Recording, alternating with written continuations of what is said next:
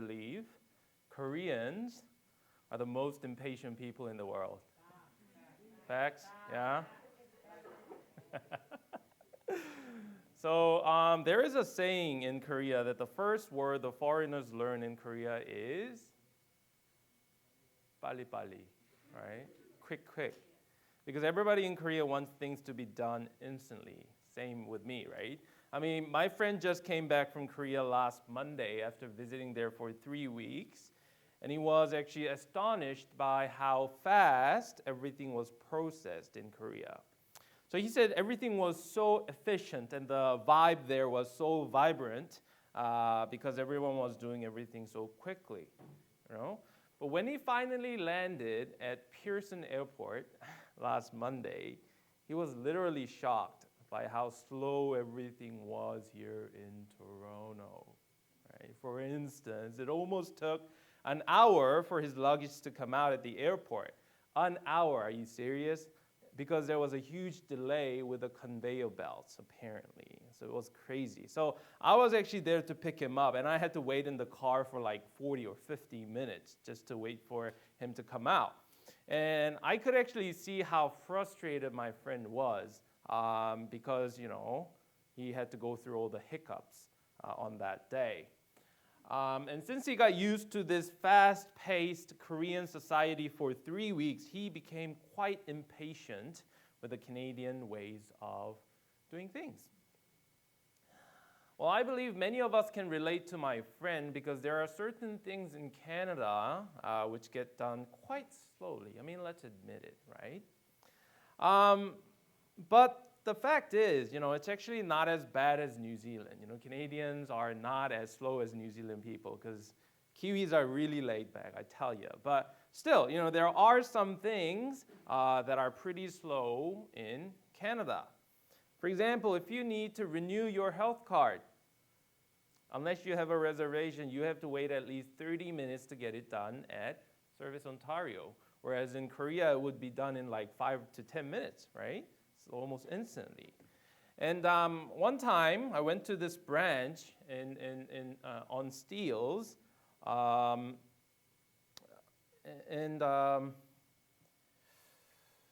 the branch I went a few weeks ago, actually, they made people wait outside in the cold for more than 30 minutes if they didn't have reservation, right? So it was crazy. I mean, nobody wants to wait in the cold for more than 30 minutes, right? So it was pretty crazy, and it was like really, really cold a day as well. But because renewing health card is really important, people actually sacrifice their time to wait that long until their turn. Well, I had a reservation, so I didn't have to wait outside, but I could actually see how frustrated and angry people were because they started to complain about, you know, the whole waiting time, and they were like saying something like, "Oh, can I at least come inside and just like stay warm?"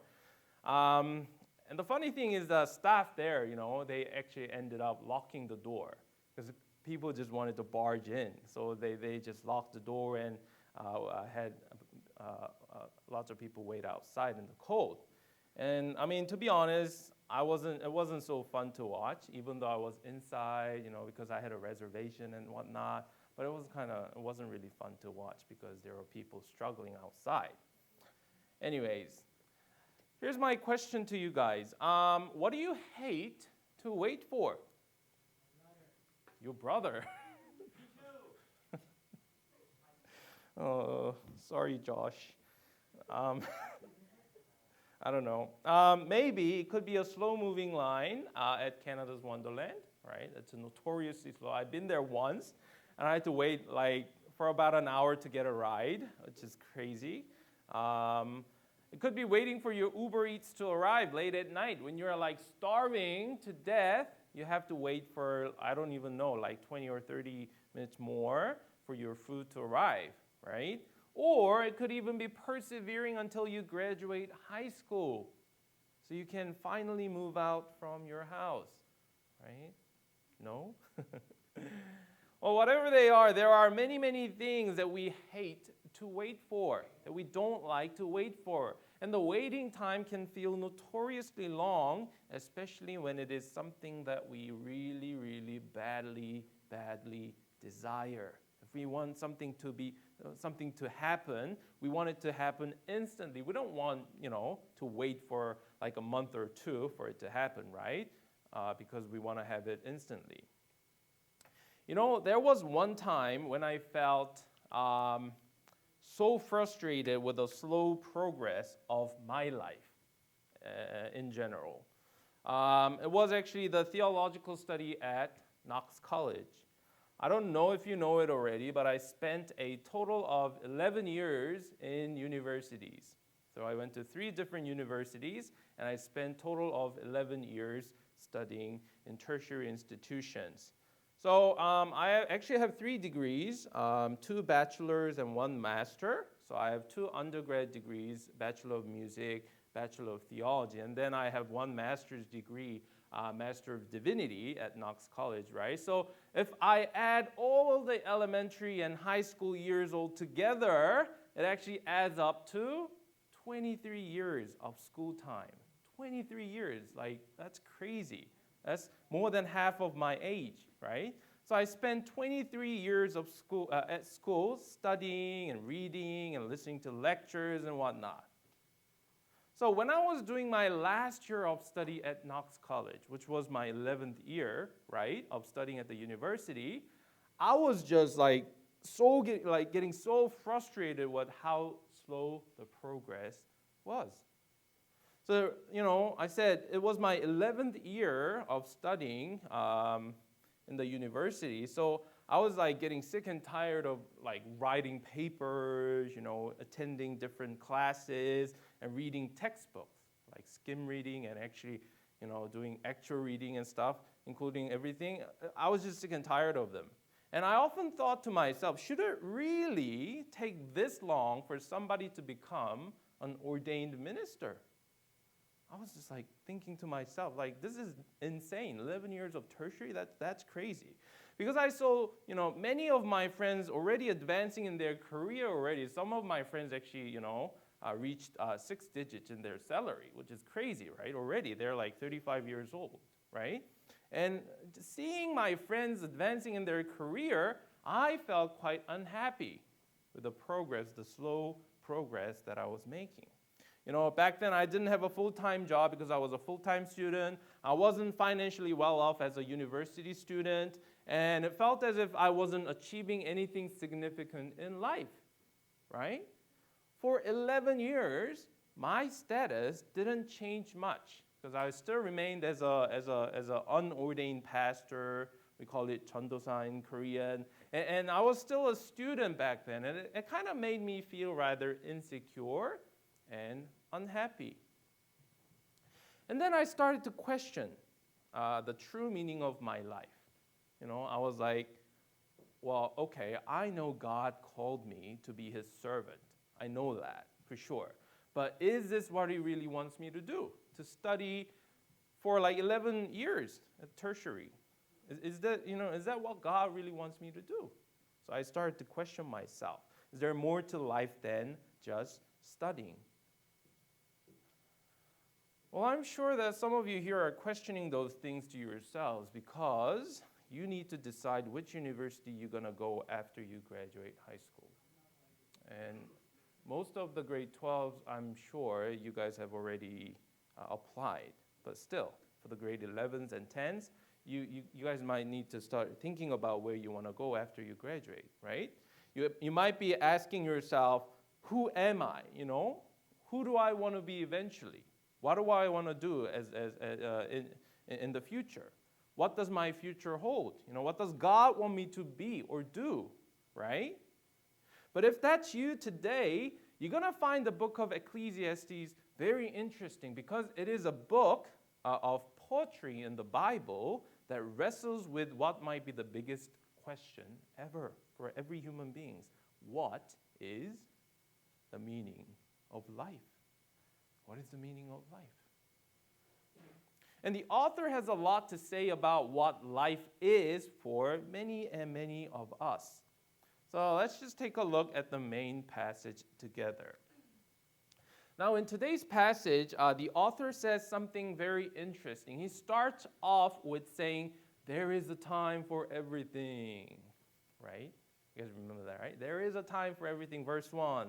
There is a time for everything. And then he goes on to list different examples of what those things are.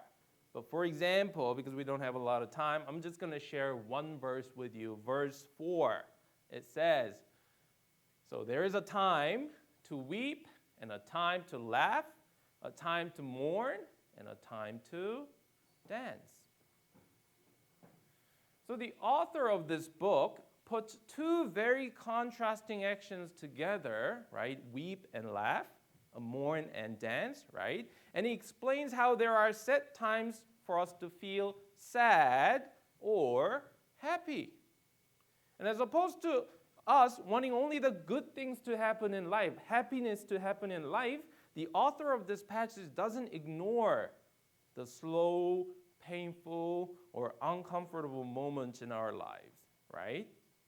But us, we try to, ignore these, neglect all these, right? But only focus on the happiness and whatnot.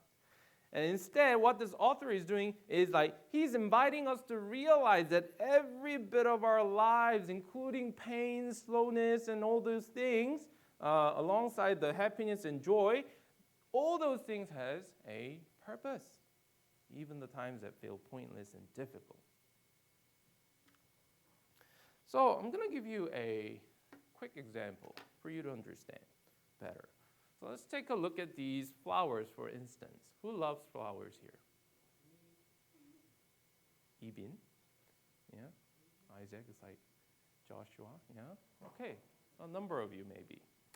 So as human beings, us, we tend to focus on the flowers only in its full blossom, right? When it's like this. Yeah? I buy flowers for my wife every now and then, even though she wants it more often. But I'm broke. But when I go to a florist, I don't look for flowers that's not in full blossom, right? I mean, nobody would. I instantly look for the prettiest and the biggest flower because it's beautiful. It's worth the money, right? So as human beings, we love to celebrate the end result, of something.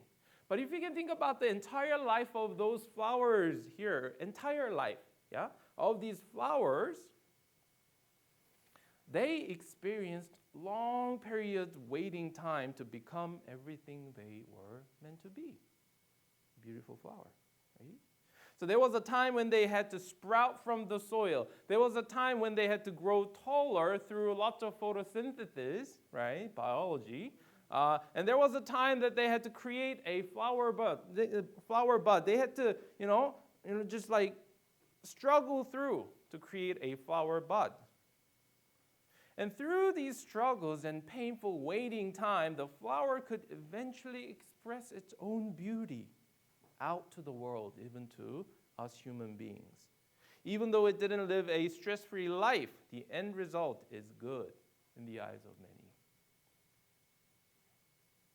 So when we take this flower as an example, guys, we can find out that our struggles and pains in life often makes us grow and change. It turns us into something beautiful and something meaningful. Right? Just like how the flowers can turn into something, something that's attractive and beautiful, eye-catching, through its own struggle, us humans can also mature into better people through the lowlights that we have and through the painful waiting times of our lives.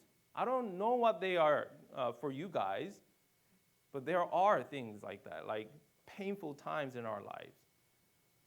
So even if your life is full of struggle, full of waiting time, just like me, and full of frustration, right now, remember how valuable those struggles are. And they're beneficial for you. Well, some of them, not all of them, right? And though it can be painful, it's a great opportunity for you to grow. I have a follow-up question for you guys. So what? All of these for what?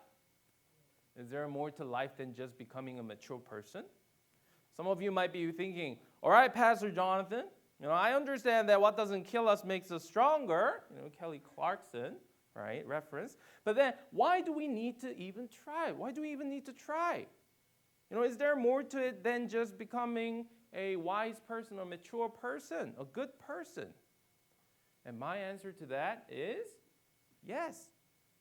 If we read the book of Revelations, the author says that God is making everything new. Right now, God is making everything new. And this process of making new world, new universe, doesn't exclude us Christians as well. We're included in God's divine task. So Revelation, let me show you what it says in Revelation 21, verse 5a, meaning first half of the verse. It says, "And the one who was seated on the throne," which is God, right, said, "See, I am making all things new." So God is making everything new. What does that even mean? Let me explain. In a nutshell, God is making a new creation out of old. Okay? This world, which is full of misery, full of dishonesty, inequality, and violence, is going to be transformed into something completely pure, something completely holy and good, so that no sorrow or anything tainted will be able to reside in it. And this cleaning process, sanctification process, is what God is doing right now in the world. This is what the Revelation says, right? With the power of Jesus and the work of the Holy Spirit, God is slowly changing our world right now. And as the followers of Jesus, you and I need to become mature Christians because we are also the partakers of this divine task in the world. And that is why your waiting time has value as well.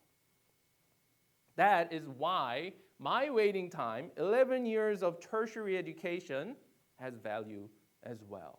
It's a time that that will make our faith grow so we can eventually participate more in God's kingdom building process. Totally makes sense, right? Totally makes sense. So guys, when you feel like you're waiting for that day, I don't know what you're expecting for your life to turn out. If you're waiting for that highlight or the someday, don't just ignore or wait for the uncomfortable parts of life to end. Don't do that. Instead, learn how to appreciate even the times of hardship. Remember how much value today has too, and know that you are still a work in progress, just like how this world is also God's work in progress. Good times are good because they bring us joy, right? But in God's faithfulness, bad times are also good because they build us. They turn us into better people. So Hi C, I really want to invite you to embrace the troubles and problems you have in life, right?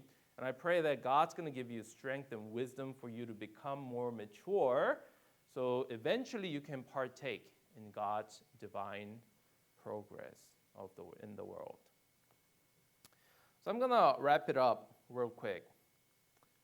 So, how did God respond to my questions during my 11th year of studying?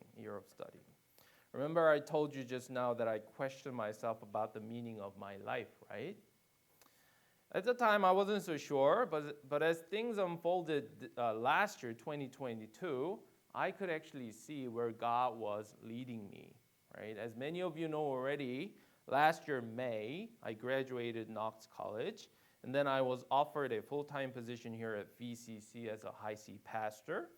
And then my status of being a full-time student has finally changed into something more stable, a full-time pastor, right? And moreover, here's the good part.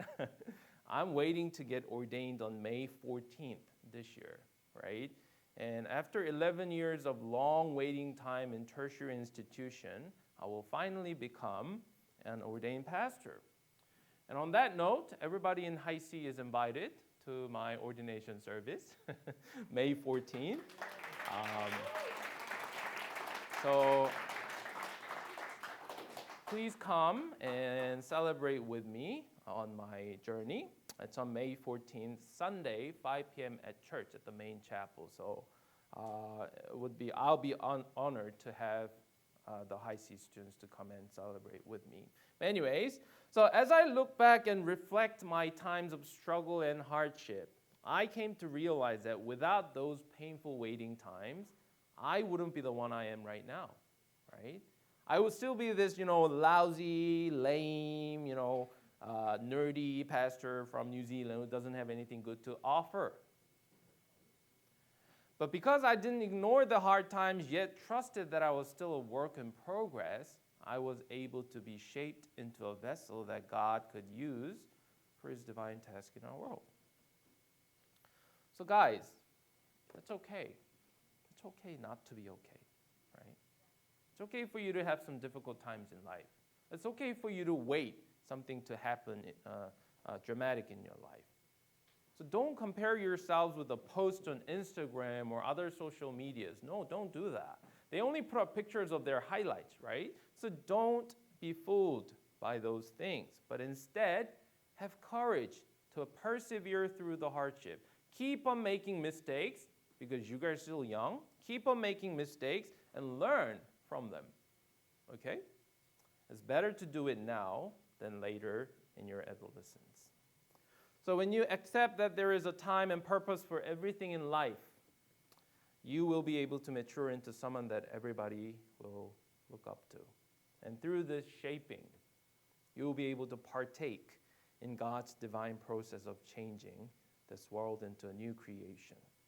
So I hope and pray for you to accept that you are still a work in progress and believe that it is more than okay to wait. All right, let's pray. Dear Heavenly Father, we thank you for the word that you've given us today. Lord,